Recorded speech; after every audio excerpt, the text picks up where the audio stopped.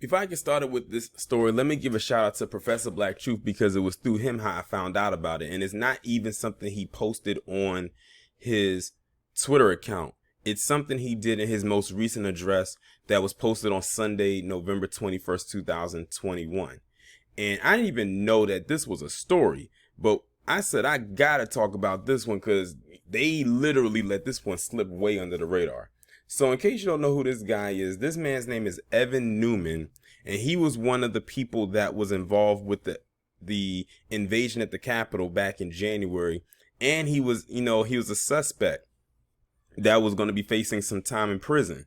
Well, this guy, when he found out that he was going to be doing some time, he got the hell out of the establishment so fast. He literally sold his house and fled the establishment and went all the way to this place called Belarus, which I found out is in the Ukraine.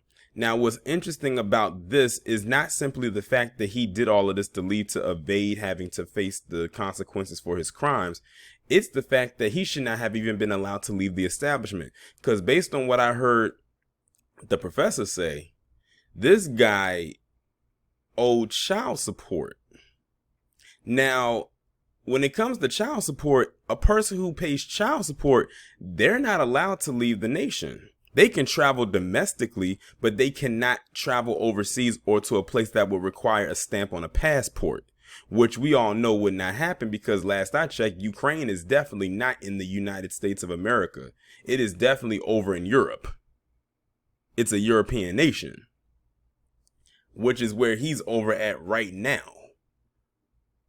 And he was able to sell his home for like, I think Professor Blatchu said something like a little over $1 million or something like that. And apparently the person who bought the home from him knew about what this guy was up to. So let me go ahead and just get into this article. It was actually posted November 9th and I'm recording it on November 21st. That's how much under the radar it went.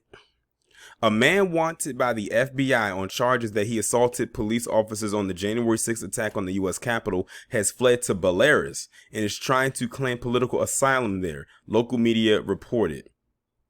Coward. He wants to do the crime, but he don't want to do the time.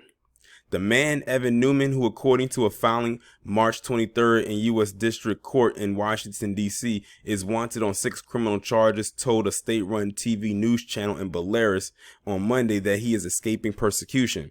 The charges also include disorderly conduct and violently entering the Capitol building. Neumann, who according to the court filing is from Mill Valley, California, said in an interview that his attorney had advised him to travel to Europe for business. Neumann said he traveled to Italy in March and then made his way to the Ukraine. After some months there, he said Ukrainian security officials started to follow him, prompting him to walk over the border into Belarus, where he was detained by border guards. It's terrible. It is a political persecution, not a criminal investigation, but political persecution, Neumann said of the charges. I do not consider myself having inflicted any harm, he said. One of the charges was particularly insulting, namely that I hit a police officer. This has no grounds at all. But the thing is, there's actual camera footage of him attacking a police officer. I'm guessing he's going to say that it was not him, that it was an evil twin. I'm guessing that's the angle he's going to go with. The Belarusian, and I'm guessing that's how they're pronounced. That's how it's pronounced. Foreign Ministry did not immediately respond to requests for comment about whether the government plans to grant asylum to Neumann. According to the Justice Department document, as a mob of Donald Trump supporters attacked the Capitol on January 6th to halt the electoral vote count and overturn President Joe Biden's victory, a man recorded on video and identified as Neumann pushed a barricade into officers and punched officers before asking, "I'm willing to die, are you?" Now that's them. He's on camera literally saying this, and he gonna flat out lie and say he did not cause any harm. Now, as a matter of fact, let me pause it right quick so you can see it. This is him right here, literally holding onto a barricade and pushing it. That's what they're talking about. That's him right there. And there's another image right there. So like, that's definitely him. That's definitely him. The Justice Department has laid out charges against hundreds of people from nearly every state, while the House committee investigating the attack has interviewed more than 150 people and issued subpoenas to several former Trump associates. The FBI confirmed to NBC News that Neumann is still a wanted man. Neumann said in a TV interview that he has encountered all manner of hazards in his journey on foot to Belarus. I was moving very fast. I fell into some quicksand once and it was a challenge to get out from it. He said, I have seen wild boars, stumbled upon snakes, vipers in August are very aggressive, swamp boars, snakes, quagmires. All this was new to me, of course. Well, if you would have just stayed your ass here and faced the punishment and consequences for what you did, you would not have had to run in all of those extracurricular activities.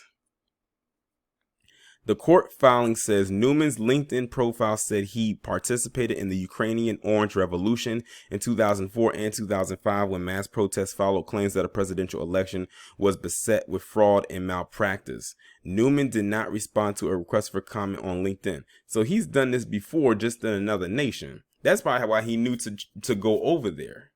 Because he probably knew that if he was to engage in something like this, that this was the first place he would go to. So it's almost like he already knew he had a backup plan in mind just in case he would get dealt with. And see, the thing is, the same story I'm noticing with all these people that was involved with this is they keep trying to say, I didn't cause any harm. I didn't do anything wrong. You did something wrong the minute you set foot inside the Capitol building unannounced and forced your way in. Already you did something wrong. It's one thing if you're protesting outside of the building because you have a right to protest, but the minute that you stepped in and like broke windows and climbed through windows and hit police officers and did all of this and sitting in the table and going through the emails and taking pictures with the mail and messing with documents, and when you do that, that's gone beyond just your right to protest. And see, palm colored, they take these amendments so to the heart that they forget the small print in there says there's a right to consequence as well for your actions. If you go outside of the confines of these amendments that you hold near and dear to your heart. And see, the thing is, many of them have never had to face any type of consequence in their life. So they are shaking right now. Truth be told, there's a lot of black people that have never dealt with a lot of consequence in their life as far as dealing with law enforcement, but they get the wiggle room to actually say and maneuver the way that they want. This guy should not be over there.